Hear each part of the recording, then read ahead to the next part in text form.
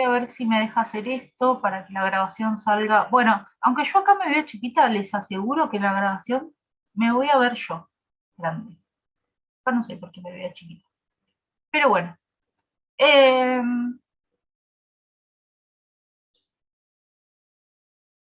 les voy a hablar de lo que yo les decía de la teoría, las teorías del aprendizaje, ¿sí?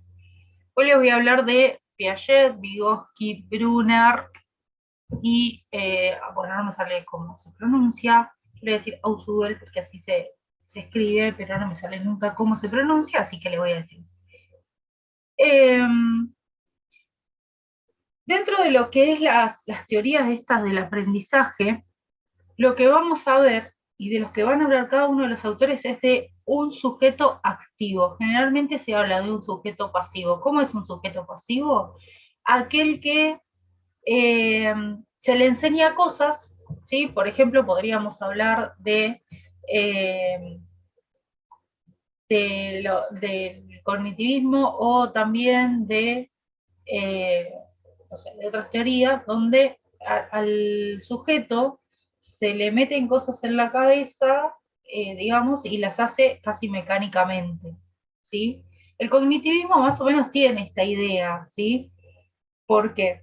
Porque el cognitivismo eh, ve de una forma más mecánica en el hecho de que la psicología cognitiva se basa puntualmente en que la mente o el cerebro es como una computadora, ¿sí? Donde se le inserta información y sale como una respuesta, ¿sí? Eso es lo que sería el input y el output para lo que es el cognitivismo, ¿está? Bien. El constructivismo se llama constructivismo porque nos habla esto de una construcción, de una creación de las cosas, ¿está? De una creación que Piaget va a hablar de que va a suceder en diferentes etapas, lo que él llama estadios, ¿sí? Empezamos por Piaget. Piaget, eh, por supuesto, lo ubicamos dentro de las teorías constructivistas, esta idea de que las cosas se construyen. En este caso, el conocimiento se construye, dice él, porque acá cuando hablamos de construir cosas, hablamos de construir conocimiento, aprendizaje, eh, de darle sentido a lo que se aprende, ¿sí? Eso lo vamos a ver con nuestros autores. Ahora van a ver que esto que les digo es como una unión de todo lo que hablan los autores. De resignificar la realidad, ¿sí? Todos estos autores van a hablar de la persona interactuando con un objeto. Y cuando digo interactuando con un objeto, hablo de cualquier cosa, ¿sí? De cualquier cosa en donde esté aprendiendo. Para muchos va a influir el tener un conocimiento previo, otros dicen que lo van a ir construyendo mediante ciertas otras cosas que ahora les voy a explicar. Piaget nos habla de un sujeto activo, como todos los otros autores también nos van a hablar de un sujeto activo que interactúa con ese objeto, ¿sí? Y va a aprender mediante ese objeto. Hubo un tiempo en donde o sea, que creían que lo que decía la teoría constructivista era el hecho de que, no sé, un maestro le daba algo a un niño o niña y tenía que aprender, ¿no? Mediante ese objeto y así estaba la cosa, ¿no? Como aprende como puedas. Y no, no es eso. Después vamos a ver que creo que este autor, que no sé cómo se pronuncia el apellido, como esto lo voy a grabar y lo voy a subir a internet, no voy a decir el apellido, eh, van a ver que habla de que se necesita un otro que me explique cómo se interactúa con ese objeto, ¿está? Pero bajo otro conocimiento. Primero y hablando de Piaget, puntualmente, para no mezclarlo, lo voy a hablar uno por uno. Piaget, y vamos a sacar las cosas más importantes de cada uno. Nos habla de una experiencia previa. Les voy a hablar de lo más importante de Piaget, que son palabras como asimilación, acomodación y, eh, y que esto crea Hola, ¿estás hablando de las corrientes de pensamiento que construyeron la biología cognitiva? Sí, pero sí. Vamos a hacerle cognitivo-constructivista, porque en realidad Piaget es totalmente constructivista. Ahora vas a ver quién es cognitivo-constructivista. Ahora voy a hablar de eso. Sí, pero estoy hablando de eso. Eh, ¿Qué estaba diciendo? Ah, que Piaget habla de una equilibración entre la asimilación y la acomodación. Esto generalmente uno se hace un enredo cuando lo lee.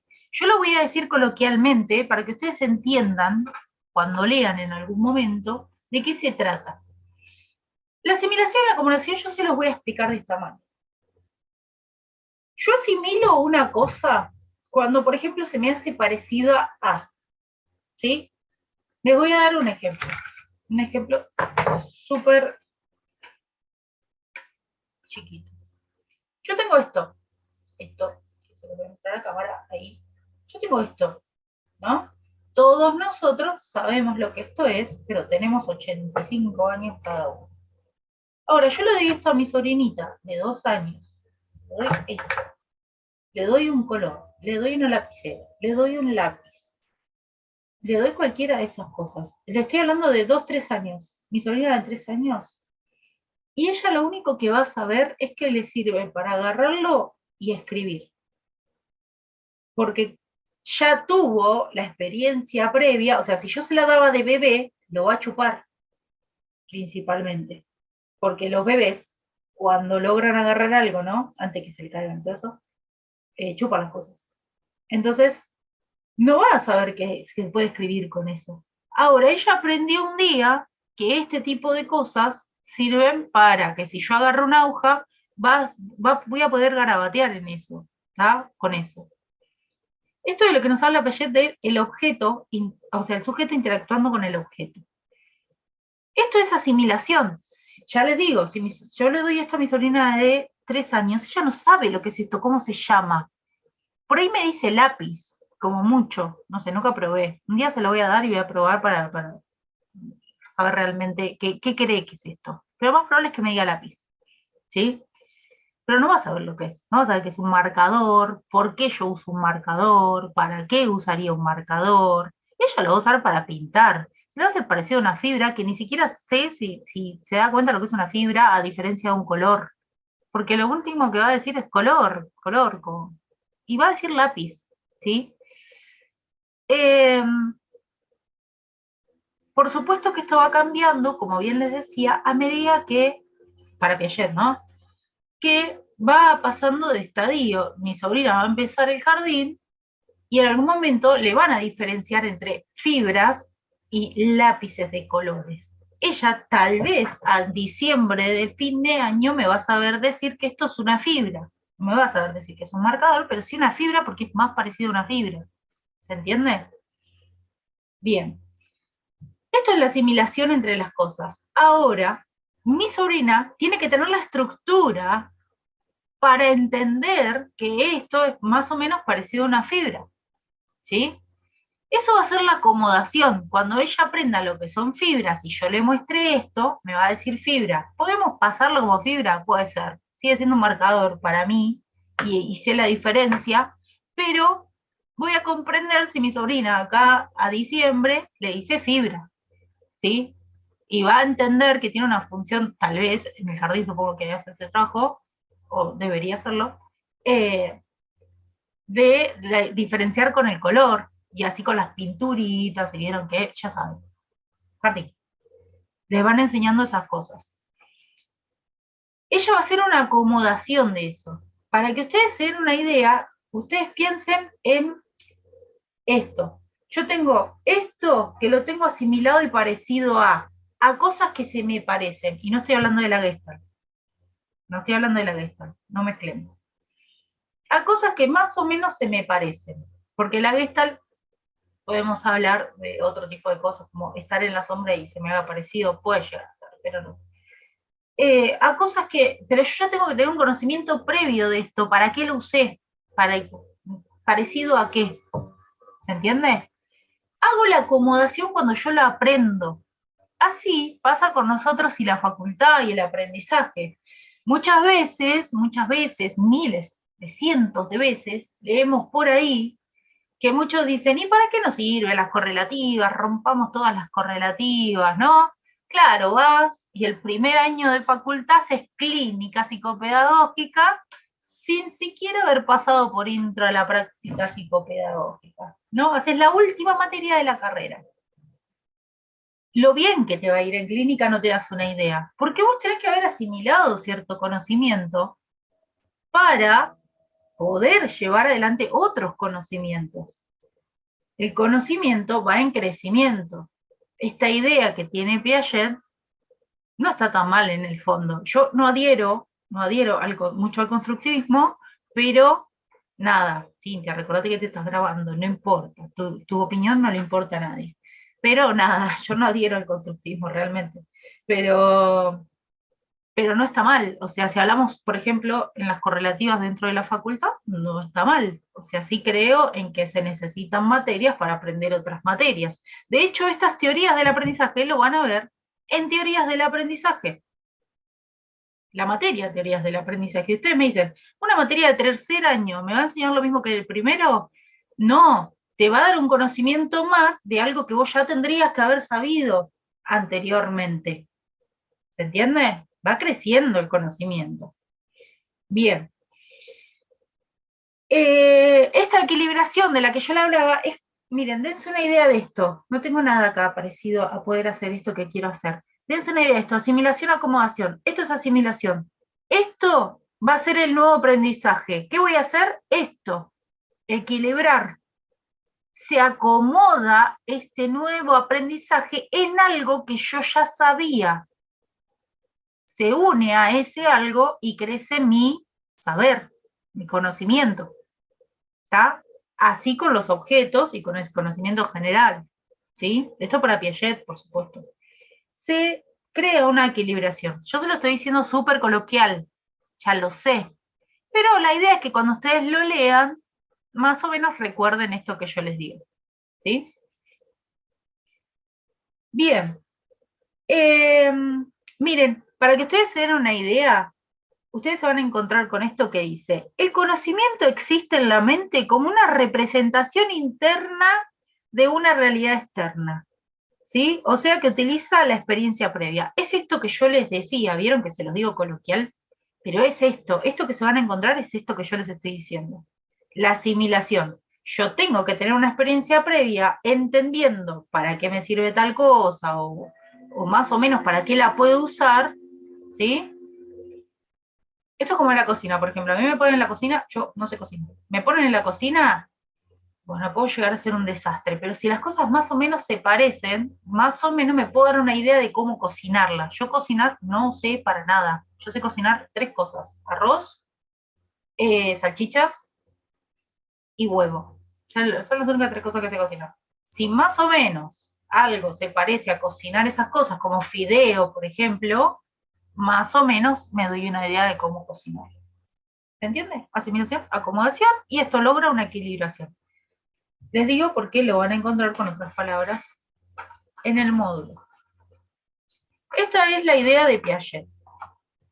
A ver si puedo darle una hora como el otro día, si no los tengo toda la tarde hablándoles de lo mismo. Vygotsky. A ver, ¿qué va a llevar Vygotsky? Se va a parar en la teoría de Piaget también, pero Vygotsky va a decir que esta interacción va a estar atravesada por la cultura. ¿Sí? Él va a agregar, si quieren, una manera de decirle, va a agregar la cultura a ese conocimiento. ¿Sí? Si yo, en Argentina, nosotros hacemos las cosas de tal manera, o por lo menos en Buenos Aires, porque vieron que ya, yendo a otras provincias, qué sé yo, hacen las cosas diferentes, ¿no? Tienen otras costumbres. Si yo, más o menos, en Buenos Aires hago las cosas de X manera, me voy a otra provincia, a otro país, donde tienen otra cultura, otra manera, otra forma. Miren, no hace mucho les voy a dar el ejemplo del Mundial, ¿no? Que no tomaban alcohol cuando en la calle y no sé cuánto más, que las mujeres no podían tomar alcohol y no sé qué, es una cultura totalmente distinta a la nuestra. Entonces Vygotsky lo que va a decir respecto a esto es, nosotros aprendemos mediante esa cultura. Para ellos, los extraños somos nosotros y para nosotros los extraños son ellos. Nosotros vamos a pensar que lo mejor que les puede pasar es tomar un poco de cerveza cuando miran fútbol, y por ahí para ellos no. ¿Se entiende? Van a decir, ¿con qué necesidad? Tal vez. Y los no adherentes a las bebidas alcohólicas también dicen eso. Entonces, pero eso es porque es una cultura totalmente diferente. Las mujeres, ¿cómo se visten? Las mujeres que fueron a ver el mundial y cómo se visten las mujeres de allá. ¿Se entiende? Si bien ellos pueden llegar a respetar la cultura de otros países, pueden no entenderla. Entonces aprenden eso, y para nosotros los extraños son ellos, y para ellos los extraños somos nosotros. Bien, entonces, Vygotsky va a adherir a esto eh, de que se construye, principalmente va a hablar del lenguaje como una de las funciones psicológicas superiores. Él se va a abocar a esto, a las funciones psicológicas superiores, que tienen que ver con la memoria, principalmente con el lenguaje. Él dice, esto se va construyendo, ¿sí? Pero tiene que estar atravesado por el lenguaje, por la cultura. ¿Cómo me doy cuenta? Y por cómo hablo yo y cómo habla, no sé, una persona de otra provincia, qué sé yo. Mira, le voy a hablar Misiones, que está ahí pegado a Brasil, ¿sí? Por ahí una persona ahí aprende los dos idiomas, porque está ahí pegado y hasta por ahí incluso hay costumbres que toman de allá, por más que sean argentinos, porque están ahí pegaditos. ¿Se entiende? Esto es lo que va a hablar Vygotsky. Cosas importantes de Vygotsky, la zona de desarrollo próximo. Se los voy a explicar coloquialmente. ¿Qué es la zona de desarrollo próximo? Tiene que haber algún otro que él va a llamar la cultura. Ese otro puede ser mi familia, la escuela, lo que sea, ¿sí? Que ya les digo, me enseñe culturalmente, o la cultura misma. Entonces vamos a poner un otro, que es la cultura, la zona de desarrollo próximo y yo, que aprendo de esa cultura. ¿Tá? Esa es la zona de desarrollo próximo. O sea, ¿qué tengo yo cerca? Se lo digo así en la bayolense, ¿qué tengo yo cerca es lo que yo aprendo? Bien, ese es Vygotsky. ¿Qué le vamos a agregar? Brunner. Recuerden cuando se termina, entrar por el mismo link. Acá había una de las compañeras que me hablaba de esto de la psicología cognitiva. Brunner viene de ese caminito. La psicología cognitiva se divide en tres. Una de esas psicología cognitiva se vuelve psicología cognitivo-cultural. Esa psicología cognitivo-cultural es la que desarrolla Brunner. ¿Tá? Por eso a Brunner lo ponemos dentro de esta idea del constructivismo.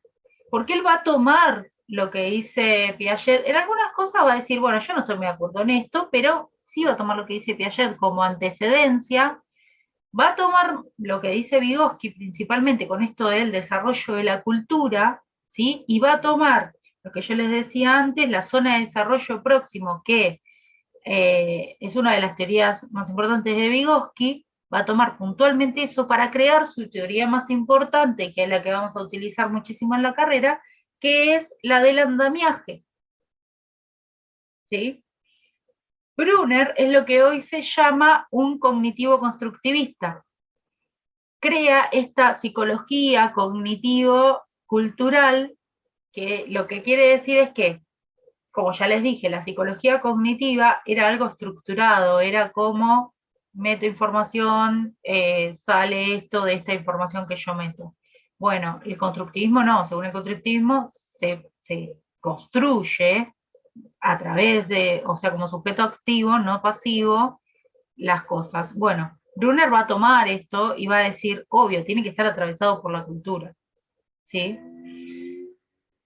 Él lo dice de una manera como diferente a Vygotsky, que es el hecho de decir que uno como que se apoya en cierto saber que ya tienen las otras personas y de ahí parte para crear algo nuevo, ¿sí? Les voy a dar un ejemplo de hoy día, de ayer, de hoy, y que quizás mañana cambie, que es el hecho de que los niños nacen y desde que nacen saben manejar un celular. Y mi madre, que tiene 98.000 años, no sabe manejar un celular. ¿Por qué se crea esto? Porque es el mundo en el que vivimos hoy. Entonces, un niño nace frente casi a las pantallas, en general. Entonces, el niño va a aprender eso en lo que nace. Sin embargo, mi madre tuvo otro mundo en el que nació, totalmente distinto, en el que no existía todo eso. Entonces, no aprendió y lo está aprendiendo recién ahora. ¿Se entiende? Mediado la cultura que vamos teniendo es como va aprendiendo y va aprendiendo cada día más. Bien,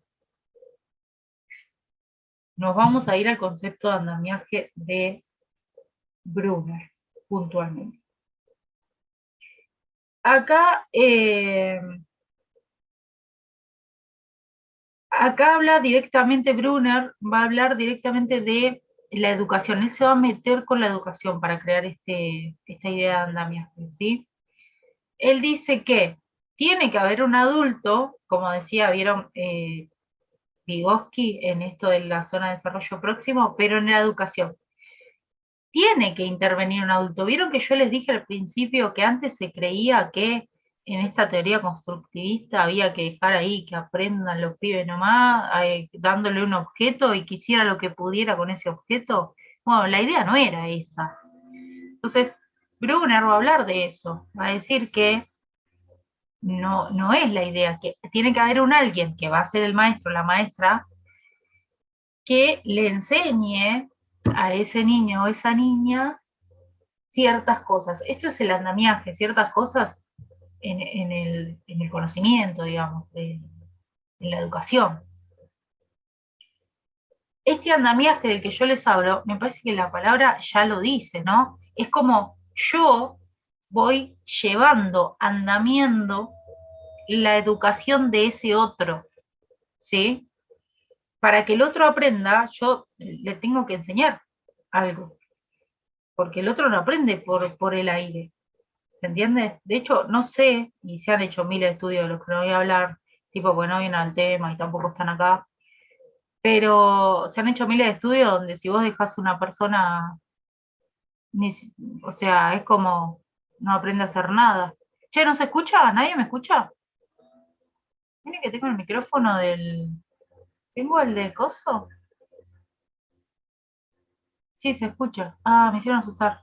Porque a veces lo que me pasó es que hubo videos donde no se me escuchaba, pero ya lo arreglé, tipo, yo cambié el micrófono, cambié varias cosas. Por eso digo, no me digan que no se escucha nada. Quería morir. Ah, bueno, bueno. Me hiciste asustar. No, no, porque ya me pasó, ya me pasó. ¿Se entiende esto del andamiaje eh, del que nos habla Brunner? Es esto que yo les decía. Eh, a ver, ¿cómo creo el andamiaje? Para que ustedes se den una idea.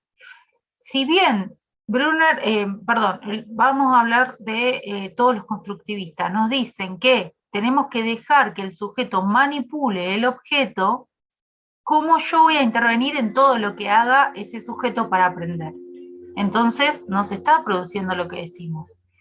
Sí, la idea de Brunner es que no es que yo le diga al otro cómo manipular el objeto, sino, por ejemplo, como yo les decía, enseñarle, si agarro a mi sobrinita de nuevo, que hoy la voy a recontrautilizar, eh, si yo le muestro a mi sobrina y le digo la diferencia entre un lápiz y una fibra, pero que ella manipule el objeto. O sea, no tengo ningún problema que lo agarre, le saque la tapita, dibuje, ¿sí? Pero ella sola va a ir viendo eso a medida de lo que decía Piaget, ¿no? Que a medida que vaya creciendo, ella en los distintos estadios por los que pasa, va aprendiendo eso, ¿sí? Entonces, yo le doy el objeto, pero le explico qué es. Ni siquiera para qué sirve, porque ya sabe para qué sirve. Entonces, eso es una manipulación que ella ya hizo de ese objeto y que lo va a volver a hacer y así sucesivamente. Como darle un pincel y pinturitas. Si yo le doy un pincel y pinturitas, sin decirle absolutamente nada, lo más probable es que un niño de 3 años o una niña de 3 años agarre el pincel y lo moje en la pinturita, sin que yo se lo diga, siquiera. ¿Sí? Esto es una manipulación del objeto donde el aprendizaje se produce mediante el sujeto activo, o sea, lo va a hacer. Después yo lo que puedo hacer con eso es irle enseñando, no sé, que para que la pinturita quede mejor, lo moje un poquito en agua y cosas X. Les puedo enseñar a manipular mejor el objeto o cómo se usa culturalmente, ¿sí? Pero o sea, lo previo ya lo tiene. Va a hacer eso, pero porque ya lo vio con otras cosas.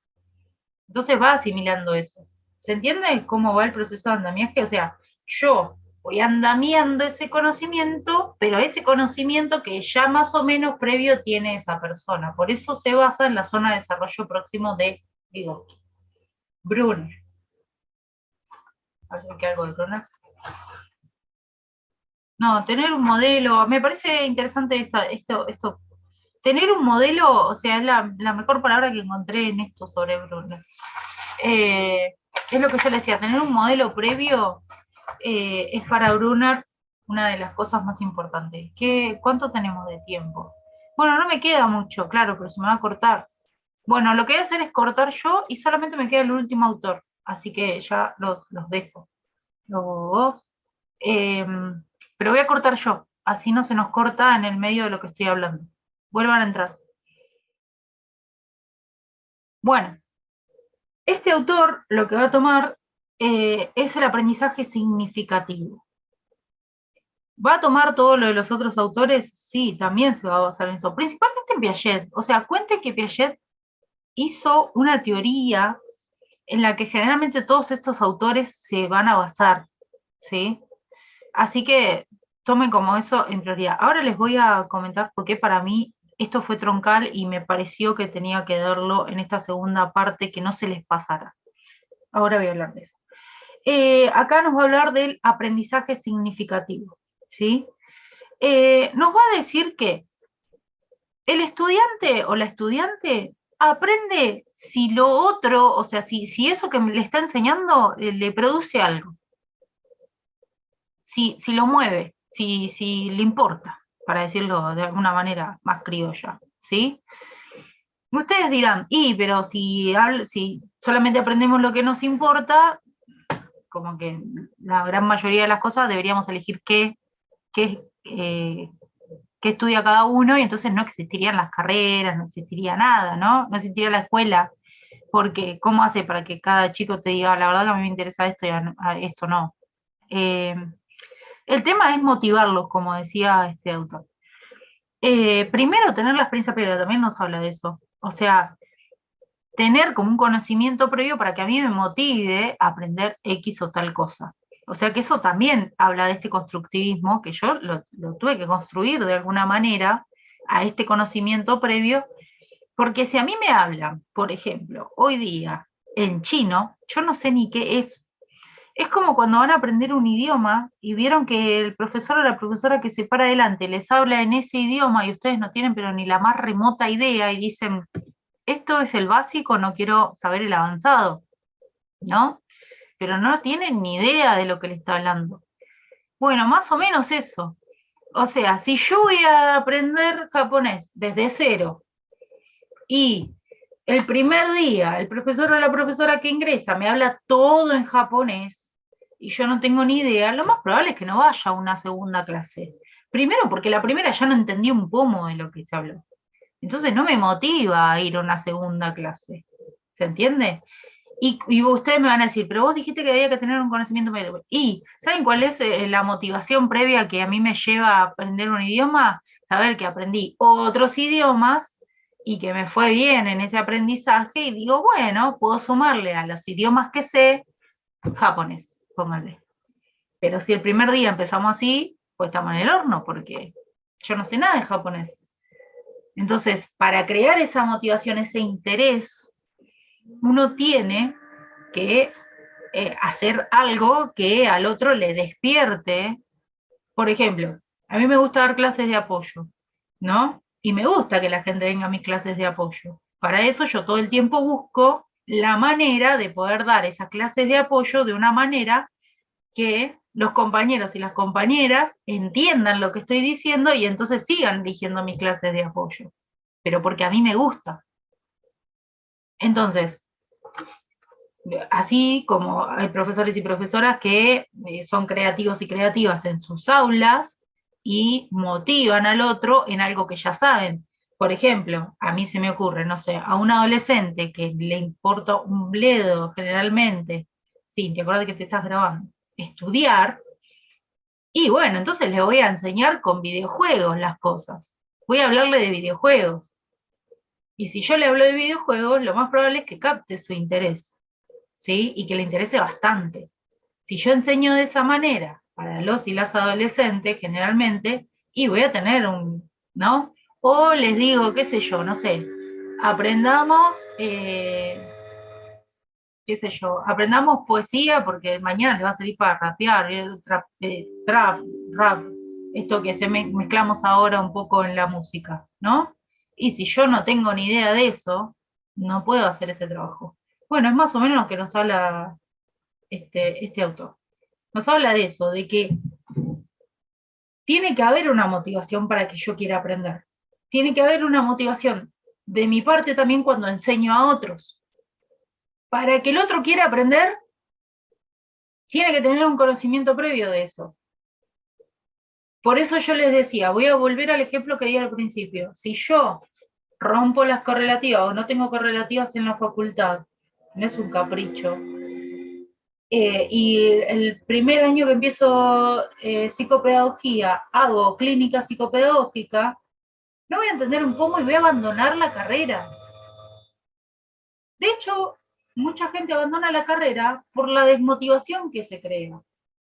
La desmotivación, vaya a saber de dónde viene, porque todos van a tener un argumento diferente. ¿Se entiende?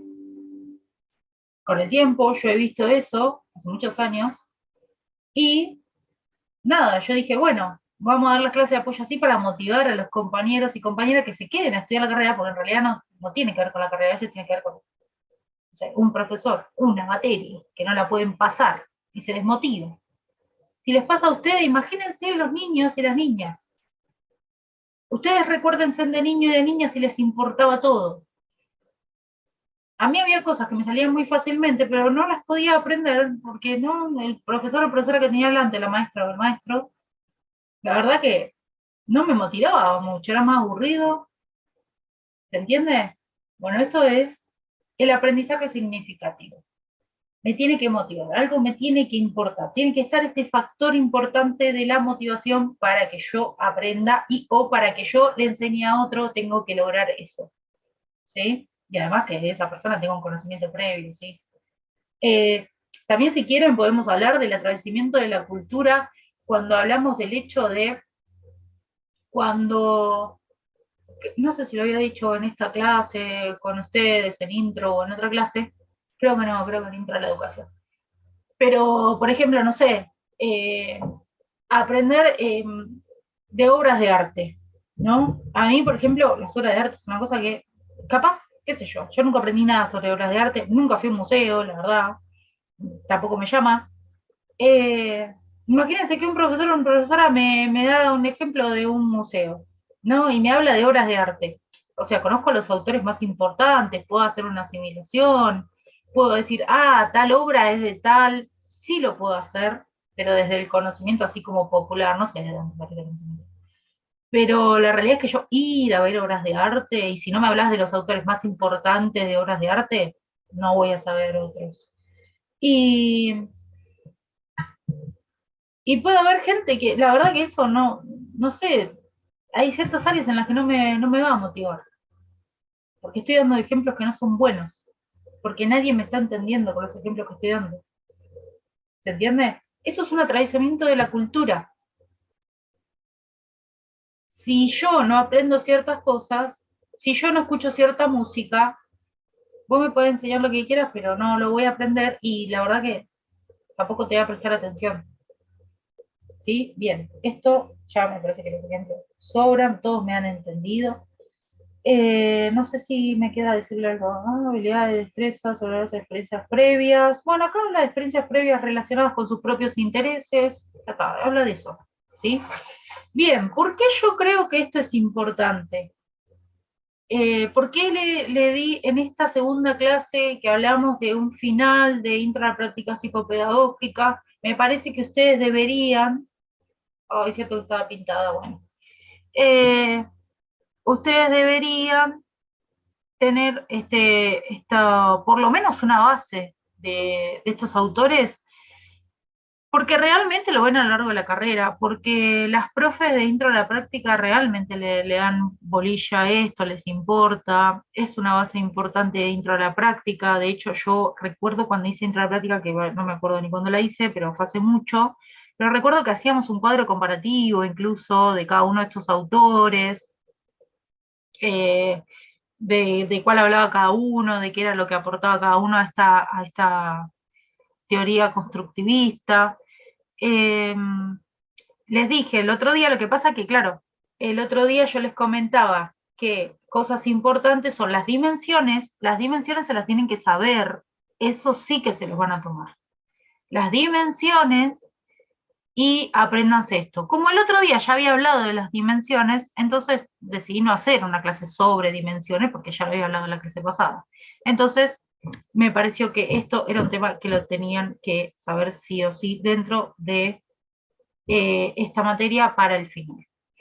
Bien, voy a cortar la grabación acá para decirle